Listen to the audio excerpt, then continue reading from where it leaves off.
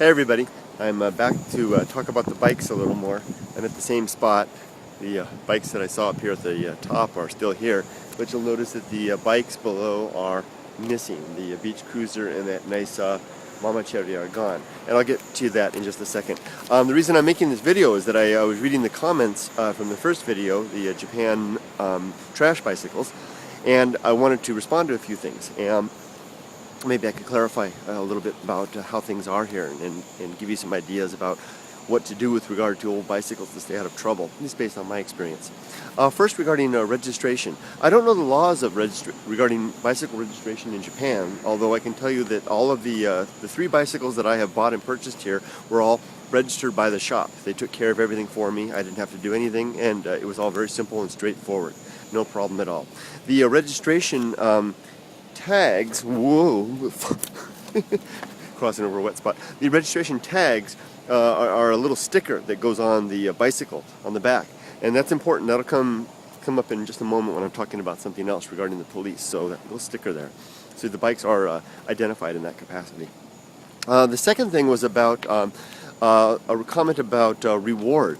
Some people were talking about fishing the bikes out of the water back there and taking them to the police station and perhaps getting either the bike passed over to them after a certain amount of time if no one claims it, or perhaps getting a reward from the owner.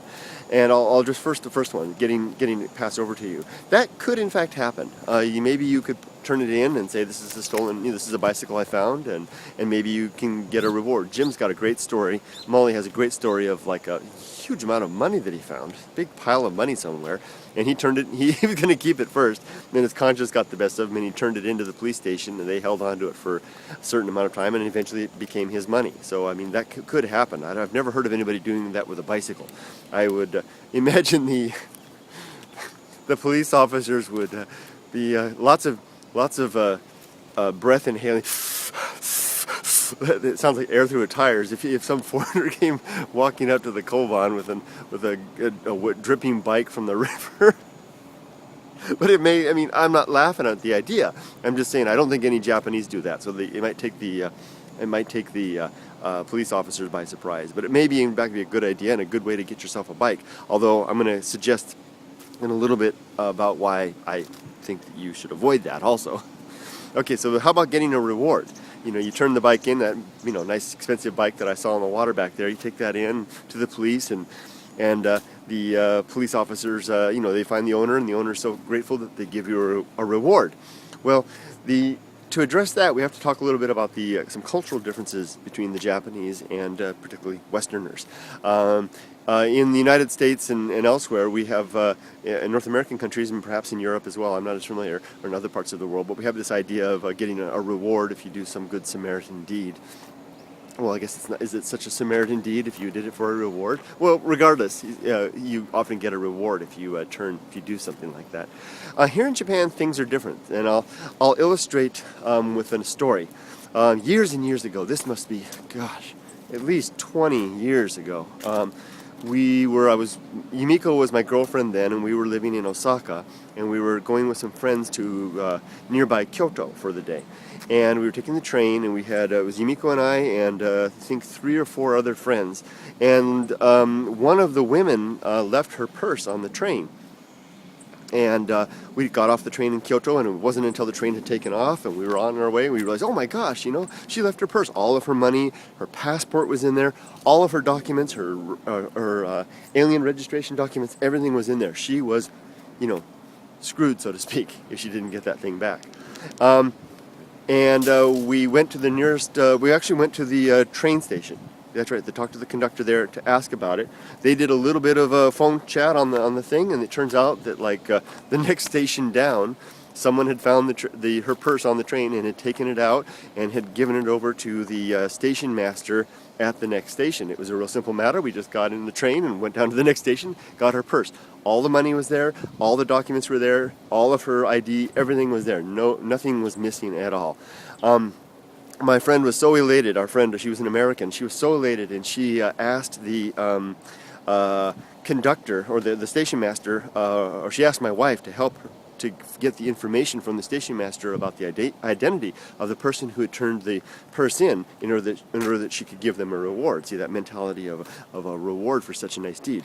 And Yumiko, Yumiko and I, we'd been knowing each other for a while then. We'd been dating for quite a while.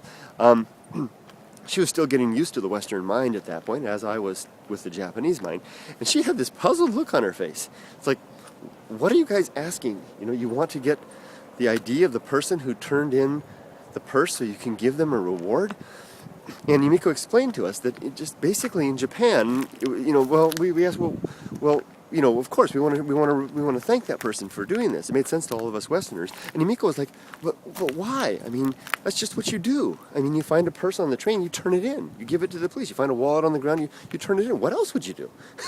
It was literally as though if you came to Japan and you asked for a reward for turning a bicycle that you'd found in, it would be somewhat equivalent, maybe exaggerating a little bit, somewhat equivalent to if you were back in your home country and you were standing at the bus stop and the woman in front of you dropped her glove on the ground and didn't notice it, and you reached down and you picked up the glove and you handed it to her. Pardon me, you dropped your glove, and you give her a glove and she says, oh, thank you very much, and then you hold your hand out to ask for a reward. In Japan, it's kind of the same thing. It's like who would ask that? I mean, it's just a simple good deed. I mean, of course, it's what you do. And Japan really is still that way. I don't know if it's still that way with the younger generations as much, but the people my age and above, that's definitely the case. You find a bicycle, you turn it in because you turn it in. You don't expect any thanks or reward or anything. It's just what you do. Now, the reason, I don't know why people don't turn these bikes in. I think it has to do with, that there's so many of them in one case, and it's a hassle, and maybe it's stepping over the line. But if they found a wallet or purse, they certainly would. So, hoping to get a reward from the owner of the bicycle is probably not going to happen. They would be startled if you asked that kind of question, or asked for that. So there we go. So we're not going to get a reward, and we're not going to probably even get any thanks if we turn it in. But it doesn't mean you shouldn't turn it in. Perhaps you might want to turn it in, but now I'm going to get to my final point, which is Kurt's point of view is don't touch the things. Okay, you see these bikes like that on the side of the road, do not touch them. 5 o'clock. Why not? Well, for two reasons. One, the Japanese, as they do with everything, they've got a system for this stuff, okay? There's a system for handling refuse bikes and discarded, stolen bikes, or whatever they are. Basically, they get picked up. And you'll notice I showed you that the 2 bikes were gone from the water there. They get picked up. And now sometimes it's faster and sometimes it's slower. If it's clear that the bike has been tossed away, like those bikes in the water, they'll get picked up really quick in most cases. Although sometimes I see bikes in there that have been there for decades. But if they're like parked along the side of the road in a park, they'll sit there for a long time just to make sure that nobody owns it or takes it away. If they are suspicious that someone might own it, the officials might put a little tag on it that says, move your dang bike. In Japanese, that'd be cool if it said that. But basically there's a system. They'll take those bikes away. Now they won't appear on the secondhand bike market. Basically the secondhand bike market is almost non-existent in Japan. Every now and then you'll find a shop that'll have bikes, but for the most part it doesn't exist. And I've been told that's because there's a bit of a conspiracy in Japan to keep the new bicycle market moving. They basically do something with the old bikes. They ship them off to some other country or something like that, or they just dispose of them outright so that they keep the stimulus for the new bicycle market. Bridgestone or somebody may be influencing that. I don't know. That was a rumor I heard. So, okay, that's the one thing. Don't touch the bikes because there's a system. The Japanese will handle it. If you want to pull it out of the water, that's fine. But I don't even recommend doing that. Don't touch the things. Okay, here's the story I want to tell. Well, I've got 2 stories I want to tell, and I'll try to be quick. The first story is regarding those 2 bicycles that you saw back there. When I made that video, I came for the same walk that I'm doing right now. I went a little further up to that tree up there, and I turned around and I went back. By the time I got back, that nicer bicycle was out of the water, sitting on the ground, dripping on its kickstand on the ground. Someone had pulled the darn thing out in the time that I walked down here and back. I know who pulled it out. I didn't mention in the video, but while I was standing there making that video, there was a man standing on the bridge above. And he was watching me. And I get used to people watching, but I didn't care, and I just went ahead and took the video. He then followed me up above here. I was walking along here, and he followed me along here. It took him a while to catch up with me. So he was doing something before he came to follow me, and I know what he was doing. He was pulling that bike out of the water. And then he followed me while I was making the video. And then when I went for my walk, and he trailed me. And then when he noticed I was watching him, he kept walking, and he went on down there. He had a car up there. And I determined, I may be inaccurate, but I'm pretty sure that he is an official with this waterway here. He's one of the guys that keeps, look at this bird over here splashing in the water. Can you see that over there, splashing? He's an official with the waterway. And he is, his job is to maybe monitor this stretch of waterway for whatever reason. They have people that do that. And there goes the bird. And he had seen me, and he was watching me. And I guarantee you that if he had thought that I was the one that was doing that I was throwing that bike in there, or that I was the person that had stolen it, I would have been in trouble. He would have been on the radio with the police, and I would have had my fourth pullover, bicycle-related pullover in Japan. I don't want that. I don't touch the darn things. Leave it up to the system. Let the Japanese take care of it. They've got a way to do it. So the second point is, okay, come to the point about my 4 pullovers. The second story I want to tell you. I've been in Japan 8 years, 10 years total, and I've been pulled over 3 times by the police on bicycle. The first time was justly deserved, and I ended up sitting in a Koban police box for hours while they interrogated me.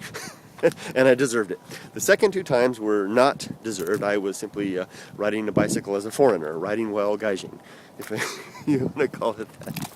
The first time I got pulled over was because when I got to Osaka, I was told by the foreigners and residents in the school that I lived in that don't buy a bicycle. There's gomi bikes, there's trash bikes all over the country. Gomi is the word for trash. Just grab yourself a gomi bike and off you go. I did that, and I told you about those little stickers on the back. And one day I stopped at a cake store, and I went inside to get a piece of cake, and I came back out, and the officer was standing there, and he basically told me, come to the Koban. Went to the Koban, sat down, and the Japanese have a way of doing things. When you go to the Koban or you get pulled over, they lecture you. They lecture you, they lecture you, they lecture you. So he lectured me on and on and on. They had discovered that, in fact, was a stolen bicycle, and I was in deep poo-poo. And I had my cake, and I felt really bad because I didn't mean to steal a bicycle. I just took a gomi bike, as seemed to be the status quo for what everybody did at the time, and I wound up in a Koban. They got the owner of the bike on the phone, explained my story. The owner believed me and didn't press any charges. The cops let me go after another 35 minutes or so of lecture, and I was free on my way, and I've never touched those things again. I've since been pulled over 2 more times just for looking like I'm suspicious. Now here's the trick. If you've got a bike that looks like it's the bike that fits you, like my bike, mine's a Mamacheri, but it's a big old Mamacheri. Nobody in Japan's going to ride that thing except me and other people my size. They'll never pull me over in that thing. But my previous Mamacheri, I called him Papa Cheri, got stolen. Yes, my bike was indeed stolen. I left the lock off one night, came out, and it was gone. And so while I was waiting for the order for my new bicycle, I borrowed my mother-in-law's bicycle for about 3 weeks. And sure enough, not 1 week into riding my mother-in-law's tiny little bicycle, she didn't need it anymore. She gave up riding bikes. Tiny little thing. I mean, I was like this disproportionate I looked like a giant on a little tiny mini scooter. It wasn't a week into that, woo, so to speak. I was pulled over. I was actually ambushed. One guy spotted me. A police officer spotted me riding along a place just like this, and signaled in to a squad car, and a squad car full of 3 police officers. They always travel in packs. Pulled me over. 3rd degree, same thing. I explained, crap. Here I am. Hopefully, grandma's got this bicycle registered properly. Ooh, I used the word crap on the Softypapa channel. Sorry, twice. Oh well. Anyway, turned out the story looked true. It was my grandma. It took me a little bit of proving to show, that it actually was, but they let me go.